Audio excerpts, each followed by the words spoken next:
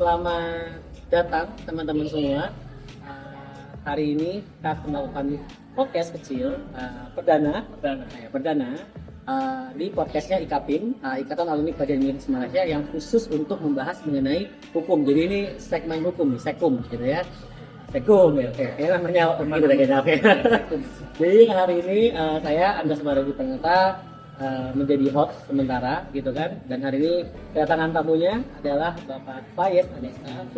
Terima kasih banyak Sebagai Dr. Andas. Dokter. Sebagai ini Bapak Faiz ini adalah alumni IAIM tahun berapa? Lulus tahun 2021. 2021 lulus. 4 tahun ya. Lulus 4 tahun. Nah, sekarang udah kembali Indonesia ya? Udah kembali. Oke. Jadi hari ini podcastnya ini interest dan keahliannya Mas Faiz. Interest saja lah. Interest ya. Interestnya Mas Faiz, Ya. yaitu di judulnya hari ini adalah tantangan anti korupsi di era Undang-Undang BUMN yang baru 2025. Jadi kita hari ini membandingkan atau mengkaji lah ya, berdiskusi singkat mengenai efisiensi bisnis sama akuntabilitas publik untuk BUMN. Karena kita nih terutama yang anak-anak hukum nih, bahkan nih interest sebenarnya bukan di hukum doang sebenarnya, bukan di bidang hukum doang, tapi di bidang bisnis ya kan, kemudian di bidang rakyat swasta juga sebenarnya harus paham nih bahwa ada nih undang-undang BUMN yang baru di tahun 2025. Jadi mungkin untuk langsung menuju kepada diskusi singkatnya gitu. Mungkin pertanyaan pertama, menurut Bapak ya sih, gitu kan, yang memperhatikan undang-undang BUMN ini, apa sih kira-kira motivasi utama perlu ada perubahan undang-undang BUMN di tahun 2025 ini? Siap. Terima kasih sebelumnya Bapak Dr. Andas. Ya gimana gitu? Ada undangannya. Masih baru kali. Nah, perkenalkan saya Faiz, alumni LLB atau Bachelor of Laws dari IAIM. Sudah melanjutkan studi S2 juga, tapi di UI. Jadi UI S2 UI. Oh. Ya, terus ini diundang ya karena alumni Malaysia kan. Yes, alumni Malaysia. Dan topiknya ini menarik terkait dengan UU BUMN. Seperti yang Bang Andas bilang, UU BUMN ini tidak hanya berkaitan dengan orang-orang yang bekerja di BUMN. Swasta terdampak, semua lini masyarakat lah dalam ini. Kenapa? Mungkin langsung menjawab dengan motivasi terkait dengan motivasi utama dalam perubahan UU BUMN 2025. Hal yang menjadi motivasi utama dari adanya pembaruan UU BUMN itu menurut saya adalah untuk menjawab tantangan dari perkembangan zaman serta mengoptimalkan kesejahteraan dan keadilan sosial bagi masyarakat sesuai dengan amanat konstitusi. Jadi secara hukum perlu dipandang adanya transformasi paradigma bisnis di BUMN. Dari model yang tertanam dalam struktur kementerian menjadi badan independen yang lebih profesional, transparan, akuntabel, tapi juga tetap memperhatikan kendali negara dan perannya sebagai agen pembangunan ekonomi dan sosial. Nah, pokok-pokok di perubahan UU BUMN ini, khususnya yang paling baru ya, nomor 16 tahun 2025, itu ada beberapa. Yang paling menarik menurut saya itu dibahas hari ini, itu nanti juga ada pembahasan sendiri ya Mas ya, Bang ya, itu terkait BJR. Business Judgment Rule. Oh ya, Business Judgment Rule. Nah, itu secara eksplisit sudah dituangkan di UU BUMN yang baru ini. Terus ada apa lagi? Yang paling utama ya redefinisi lembaga sebelumnya, yang tadinya Kementerian BUMN menjadi BPBUMN, dan juga penghapusan frasa berasal dari kekayaan negara yang dipisahkan. Nah, itu yang menarik. Oke, itu menarik banget sebenarnya. Mungkin sebelum masuk ke situ kita bahas si perubahan statusnya dulu ya tadi ya. Kemudian yang lain-lain tadi. Kalau berarti apa nih perubahan status kekayaan BUMN dan penghapusan si kata bukan kata status ya, status penyelenggara negara. Itu maksudnya apa sih secara hukum? Nah, berdasarkan UU yang baru itu, UU BUMN nomor 16 tahun 2025, disebutkan bahwa keuntungan maupun kerugian yang dialami oleh BUMN itu merupakan keuntungan atau kerugian BUMN itu sendiri. Sehingga secara hukum dalam hal ini diartikan sebagai bukan keuntungan maupun kerugian negara. I see. Karena change a lot of cases. Yes, sebenarnya ya. Ya. Nah, terkait dengan penghapusan ini, Bang Andas, sepanjang pemahaman gua, status penyelenggara itu memang dicantumkan serta ditegaskan dalam UU nomor 1 tahun 2025. Itu perubahan sebelumnya, ini nomor 16. Akan tetapi di UU nomor 16 tahun 2025, ketentuan tersebut yang tercantum dalam pasal 9G dihapuskan. Nah, ini merupakan respon pemerintah terkait dengan kontroversi yang terjadi akibat dari penghapusan status penyelenggara negara. Iya, bagi pegawai BUMN. Jadi di UU nomor 1 itu dihapuskan, terus pemerintah, dalam hal ini negara lah ya, melalui pemerintah, respon dengan menghapuskan 9P itu di UU nomor 16 tahun 2025. Jadi pegawai BUMN itu masih statusnya itu masih penyelenggara negara.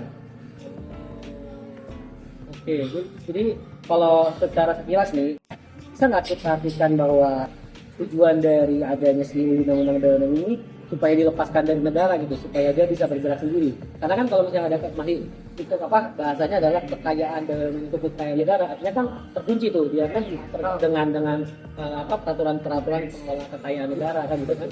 Jadi kenapa sih harus ada fleksibilitas yang dikasih ke BUMN nih untuk dia lebih lebih apa nih kira-kira yang ingin dicapai gitu. Nah, pemberian fleksibilitas dalam ruang gerak BUMN ini ditujukan untuk beberapa hal. Pertama, dia menghilangkan fear factor. Fear factor apa? Dalam mengambil keputusan bisnis. Misalnya, karena kerugian yang dialami oleh BUMN tidak serta-merta hanya karena faktor oknum BUMN sendiri yang melakukan korupsi, tapi itu bisa terjadi karena dinamika pasarnya sendiri. Jadi nggak bisa lah kita batasin dalam artian, kalau misalnya BUMN rugi, itu merugikan negara. Karena sebab akibatnya itu bukan hanya itu. Ada beberapa hal yang memang tidak bisa dikontrol. Kalau dikunci di situ, itu menjadikan bisnisnya itu tidak bisa berjalan dengan leluasa. Ya, jadi penguncian ya tadi. Nggak fleksibel artinya. Yes, nggak fleksibel. Oke. Nah, tapi terus gimana dong? Kita kan selama ini tahu nih, contoh kasus yang paling baru aja banyak tuh ya. Ada mungkin Pertamina, kemudian ada PT CPI misalnya lah ya. Lah gitu kan. Yang mana diambil ada sebagai tindak pidana korupsi karena kekayaan BUMN adalah kekayaan negara kan gitu kan. Jadi kira-kira kalau perubahan paradigma kekayaan negara tadi gitu kan, apakah hal itu jadi mempersempit penegakan hukum tipikor nih tindak pidana korupsi kepada si stakeholders yang ada di BUMN? Nah, menarik nih Bang. Kalau misalnya disebut mempersempit, jawabannya itu ya. Kalau misalnya kita mengacu pada UU BUMN nomor 1 dari 2025. Pertama yang kemarin ya, yang mempertegas bahwa pegawai BUMN bukan penyelenggara negara. Melalui UU nomor 16 tahun 2025, penegasan tersebut dihapuskan. Sehingga apabila merujuk kepada revisi UU BUMN yang baru yang nomor 16, penyempitan ruang lingkup penegakan hukum dirasa saya itu kurang tepat. Tapi terdapat tantangan praktis dalam penegakan hukumnya. Aparat penegak hukum harus membuktikan kerugian BUMN adalah akibat dari pelanggaran hukum. Kedua, membedakan antara kerugian bisnis yang wajar versus atau lawan kerugian akibat korupsi, dan juga harus menjelaskan secara rinci terkait dengan tidak terpenuhinya prinsip BJR atau business judgment. Got a lot of bones to pick on this one sih. Kasus terakhir gue soalnya soal begini ya. Persis banget. Jadi, nah kan berarti gini nih, kalau kita bicara tipikor, kita nggak bisa lepas dari pasal 2 sama pasal 3 Undang-Undang Tipikor, gitu kan? Yang mana barang siapa dengan ini memperkaya diri sendiri atau orang lain kan, gitu kan? Selalu dipakai lah kalau di Undang-Undang Tipikor gitu kan. Nah, terus ini gimana dong sekarang dengan dia memisahkan si BUMN ini, itu kan memisahkan dengan kekayaan negara dengan kekayaan BUMN gitu kan. Jadi apakah masih bisa dia dipakai nggak sih pasal 2 pasal 3 ini gitu kan? Maksudnya kalau misalnya ada let's say ada pengelapan apa gitu kan, itu masih bisa kita anggap sebagai tipikor nggak? Masih bisa kita anggap sebagai dia mengelola keuangan negara nggak sih? Nah, kalau misalnya untuk menjawab hal ini Bang ya, menurut gue sendiri itu ada 2 itu. Pertama, ini sambil melihat UU BUMN-nya, dari UU BUMN terbaru, kayak BUMN tidak lagi dianggap sebagai bagian keuangan negara. Sehingga akibatnya, kausalitasnya adalah kerugian BUMN bukan kerugian negara, sehingga tidak dapat memenuhi unsur merugikan negara. Oh, oke. Kedua, akan tetapi jawab BUMN tetaplah penyelenggara negara. Baru tadi pasal 9G yang dihapuskan. Oke. Yang mana merupakan subjek dari tindak korupsi itu sendiri, sehingga secara penerapan hal ini sangat bergantung pada interpretasi masing-masing pihak. Jadi sebenarnya lebih kompleks ya? Lebih kompleks ya. Nge-quote Prof. Ed Wamenham Hari ini. dia bilang law is an art of interpretation. Jadi Ya. ini kita bisa menginterpretasikannya. Iya, iya. Soalnya jadinya agak kompleks ya, karena kan secara satu sisi keuangan yang BUMN itu bukan adalah keuangan negara. Ya. Tapi kalau Negara-negaranya. pelakunya melakukan gitu ya, itu masih dihitung sebagai tipikor. Kasih Ya. wujud penyelenggara negara. Jadi sebenarnya ini buat ahli tipikor nih langsung banyak banget nih Nanti pembahasan mungkin tadi. kasus-kasus Bang Anda selanjutnya itu bisa menginterpretasikan itu. Itu harus di pembahasan tuh sebenarnya. Nah, terus kita geser dikit nih. Kan itu teori hukumnya. Ya. Nah, sekarang kan pada prakteknya yang paling banyak, salah satu yang paling banyak itu kan bersinggungan dengan tipikor, kemudian dengan BUMN ini adalah KPK gitu kan. Nah, gimana sih KPK atau misalnya lembaga pengawasan lain lah, Jaksa Agung juga kan punya hak, Komisioner RI juga punya hak gitu kan. Terus gimana dong mereka dengan sekarang ada fleksibilitas ini, di mana keuangan itu bukan keuangan negara dan nanti membuktikan orang pribadinya mungkin masih subject to interpretation gitu kan.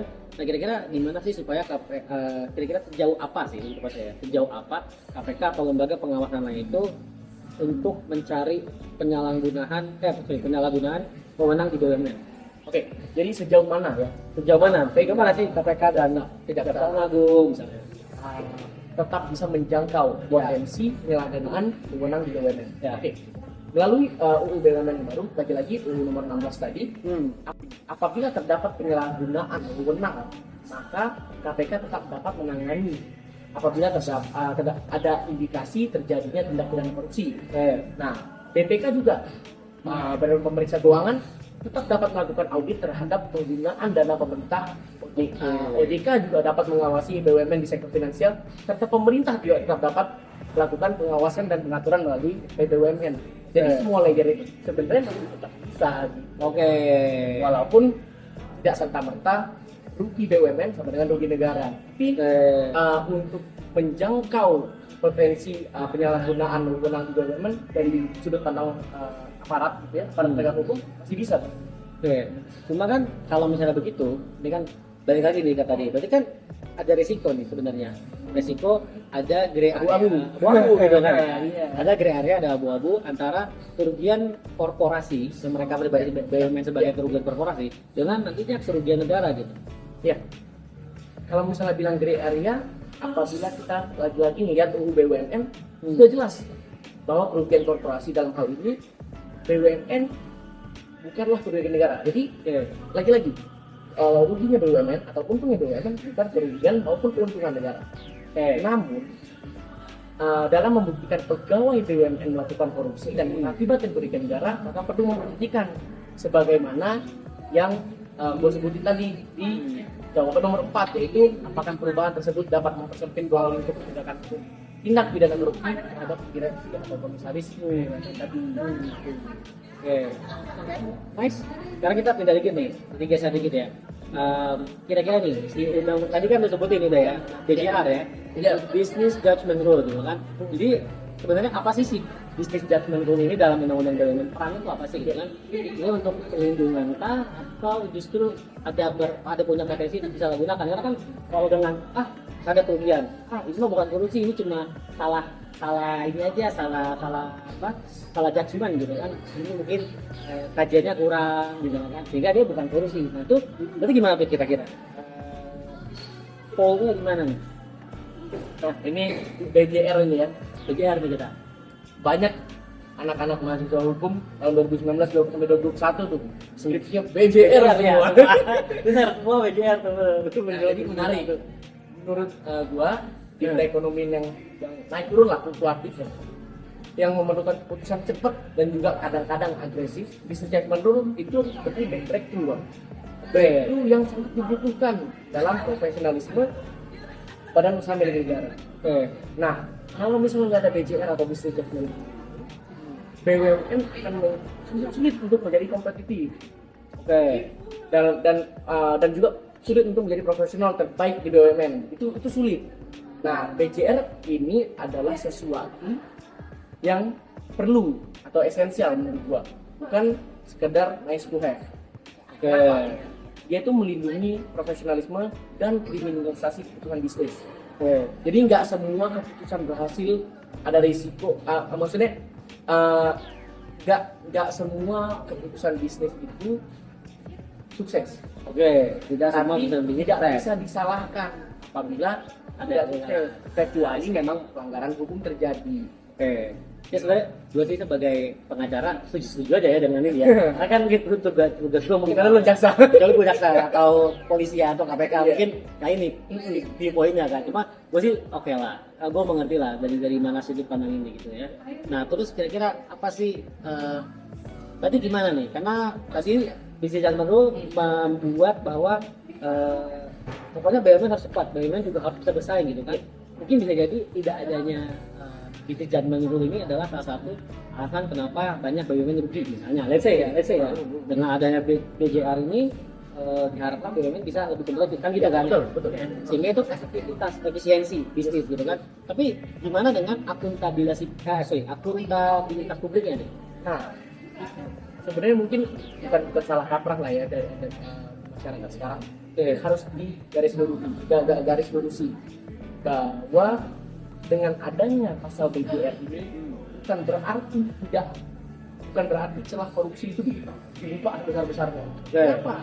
Ada mekanisme audit, Bang.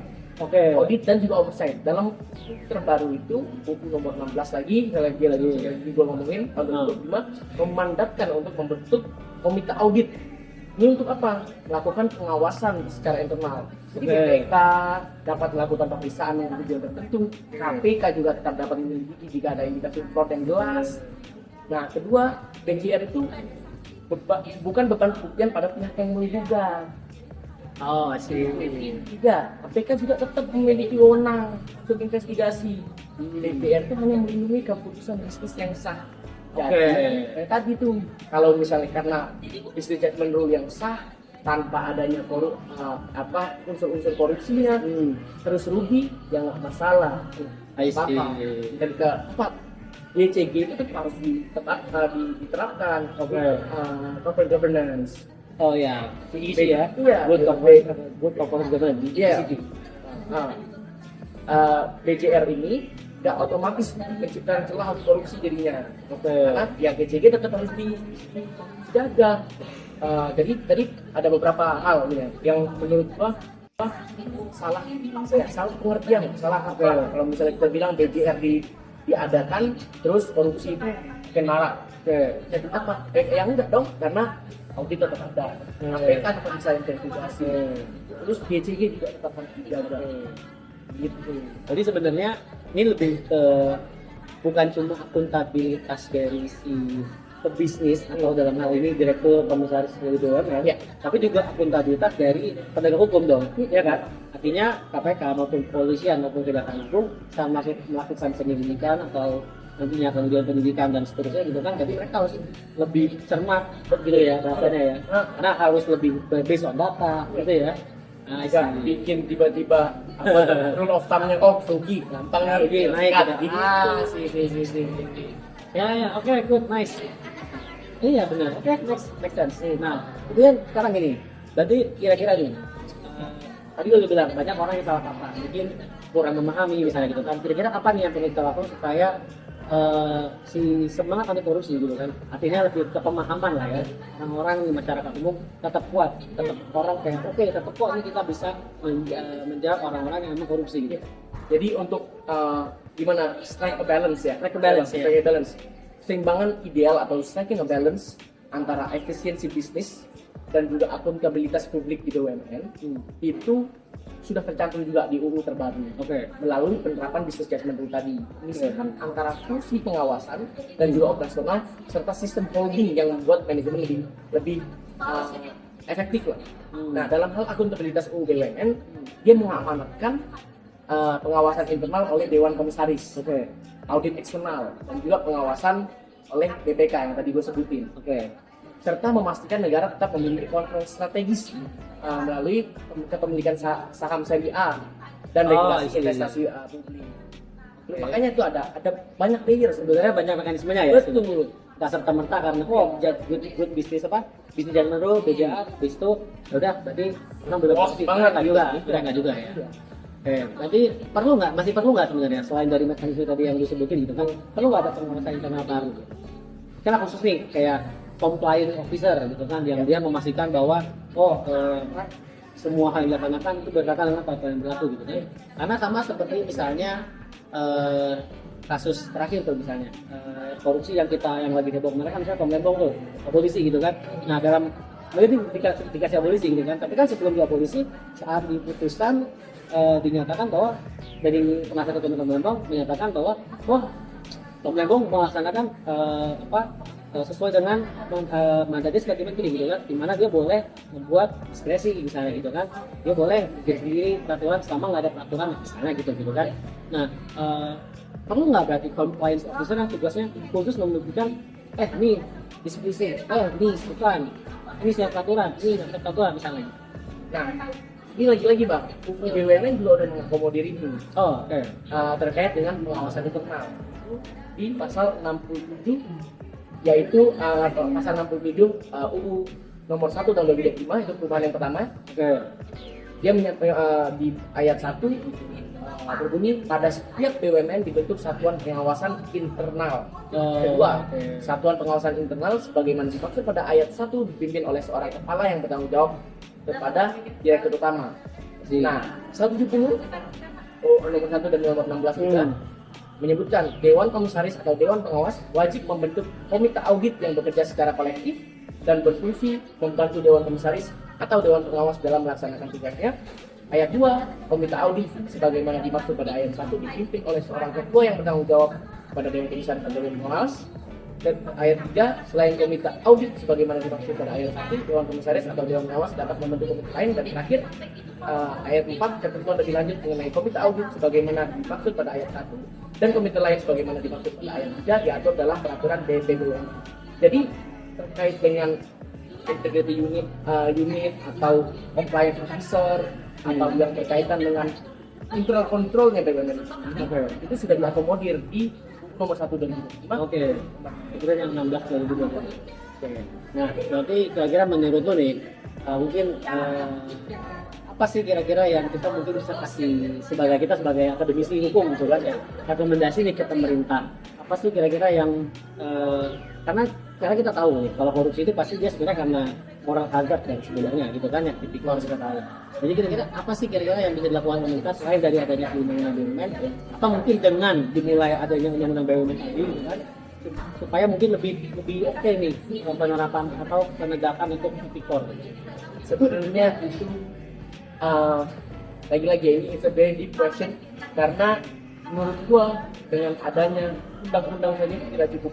Yes, pasti. Jadi itu pasti kembali ke diri sendiri lagi.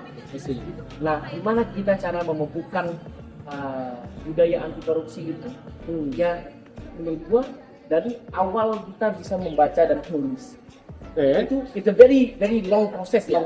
Karena nggak mungkin tiba-tiba kita nggak pernah diajarkan atau tidak pernah mempraktikkan praktik anti korupsi, tapi tiba-tiba mau yang bersih banget. Jadi dari awal, mau dari TK kalau bisa TK, SD, SMP, SMA, kuliah dan bekerja itu budaya selalu harus dijaga. Karena namanya peraturan semen. Semen itu loh. Ya, it's not a government law.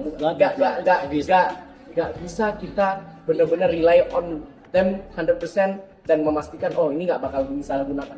Pasti ada celah untuk menyalahgunakan, tapi kembali lagi ke diri kita sendiri. Apakah kita bisa menerapkan budaya anti korupsi dari sini? Ada government law aja bisa digunakan ya. Itu dia. Apalagi man-made law ya. Itu topik berikutnya kan? Kita topik next time. Nah, kira-kira berarti ini penutup nih ya, last question gitu ya. Kira-kira apa pesan utama dari lu nih, gitu kan, sebagai akademisi hukum gitu kan, untuk si pengelola BUMN tadi gitu, supaya mereka nggak kehilangan semangat anti korupsi. Karena kan mungkin biasanya lu diangkat di seseorang Mr. A, misalnya Mr. B, Tuan A, Tuan B, mereka diangkat sebagai direktur BUMN atau sebagai komisaris BUMN gitu kan. Gimana nih supaya mereka, let's say ya, ada lingkaran korupsi lah, di dalam beberapa BUMN, misalnya gitu kan yang diungkap sama Kejaksaan Agung ataupun KPK misalnya itu kan. Nah gimana nih supaya orang-orang mungkin yang pada waktu masuk ini mereka masih bersih gitu ya. Nah, kira-kira apa sih mungkin pesan dari dulu gitu kan, sebagai akademisi hukum kita tahu, kita sering diskusi, kira-kira gimana nih supaya mereka tetap bersih, stay bersih sampai longer time gitu. Nah, berat kan, karena kita juga sebenarnya ada pengamat kan gitu. Tapi nggak apa-apa, kira-kira menurut lu gimana? Ya pengamat di Oke, podcast ini pengamat ya. Pengamat saja. Iya, iya. Nggak lewat dari situ gitu kan? Sebenarnya ini kembali lagi, wah ini dengan pertanyaan hukum sih kalau gitu bang. Iya, memang, tapi nggak apa-apa. Tapi jangan panjang-panjang, dikit aja. Gitu kan? Itu kembali lagi ke individu masing-masing. Sekarang konstruksi dari ini BUMN yang baru ini sudah memberikan celah untuk kita lebih efektif, tapi bukan berarti itu adalah celah untuk korupsi atau untuk bermain kotor lah, quote unquote. Jadi untuk orang-orang yang pada masa itu masih status masih bersih lah ya, Maksudnya bersih. itu keep it that way. Karena Karena kalau misalnya kita mengarah ke tindak pidana korupsi itu, yang rugi itu bukan hanya diri sendiri karena ini BUMN, tapi it affects whole population of Indonesia. Gitu. Ingat itu aja. berat. Mas Wan nih, kira-kira apa nih? Pandangan positif lo nih ke depan gitu kan? Dengan adanya si undang-undang BUMN ini, terutama nih kepada pengelolaan BUMN yang mana banyak banget ya. Cuma kita tahu banyak BUMN yang ada untung mungkin, tapi banyak juga yang rugi. Karena kan kita sebut dia BUMN, Badan Usaha Negara, menjalankan keinginan negara untuk mengakomodasi keinginan rakyat kan gitu kan. Sehingga memang mungkin fokus mereka ya harus keinginan rakyat kan gitu kan. Jadi kira-kira apa sih hal positif yang lu rasa akan terjadi ke depan dengan adanya si undang-undang BUMN ini? Ya, lagi-lagi balik ke BCR lagi tadi, Sustainable Group itu akan memberikan keleluasaan. Dengan pasti ada pagar-pagarnya tadi, itu jangan melakukan hal yang di luar tanah di luar hukum. Tapi you're given flexibility to run the company for the betterment of that company, dan karena ini BUMN for the betterment of the country. Itu aja. Oke, nice, good. That's it for us pertanyaannya. Tapi mungkin lu kalau mau ada satu kalimat penutup mungkin terkait topik boleh, atau terkait, kalau bisa gue minta dua hal deh. Pertama terkait topik ini, satu lagi kepada kita nih mungkin urusan hukum, gitu kan, anak-anak yang mungkin masih belum lulus, gitu kan, mahasiswa baru atau yang baru lulus, terutama kita alumni Malaysia yang kita belajar hukum di luar, terus kita balik ke Indonesia gini gitu kan, mungkin ada pesan-pesan apa nggak gua ya? Yang pertama dulu deh, yang pertama si undang-undang BUMN, tentang topik kita. Oke, tentang topik kita specifically, undang-undang BUMN itu konstruksinya nggak bisa dibilang 100% bagus, tapi sudah mengarah ke kebaikan. Tadi kan sudah dijelaskan secara keseluruhannya. Yes. Tapi kita sebagai yang akademik lah ya, dan juga stakeholder lainnya bertugas untuk mengkontrol agar ini tidak disalahgunakan. Karena lagi-lagi it's a man-made law. It can always be abused. It's our job to control it. Yang kedua terkait nomor 2 ya. That was good. Oke, yang kedua, pesan-pesan nih untuk kita mahasiswa hukum mungkin yang masih kuliah di Malaysia, atau untuk alumni yang udah beres kuliah di Malaysia kemudian mereka kembali ke Indonesia, mungkin harapan lu lah, kan lu alumni nih ceritanya. Oke, harapan gua itu untuk diaspora di luar negeri comeback atau contribute your expertise to Indonesia, karena menurut gua Indonesia is not the best country. Indonesia bukan negara yang terbaik, but it deserves to be fought for. Gitu. That's it. So iya nanti dari hati tuh ya. Iya.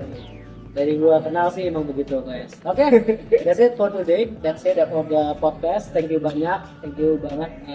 Maya sudah datang. Nanti ke depan ya. Ini perdana. Bukan yang terakhir ya. Berarti pertama dan bukan terakhir. Nanti pasti akan kita lagi terus. Jadi stay tune gitu ya bahasa itunya ya kalau anak Stay tune. stay tune. Nanti kita akan bikin topik yang lain mungkin lebih banyak topik dengan narasumber kayak saya atau mungkin Faisal kan ya. Siap. Okay, that's it. I haven't even thought of it. Closing statement. Thank you very much everyone. Thank you. Dan sampai jumpa di podcast berikutnya. Thank you. Dadah.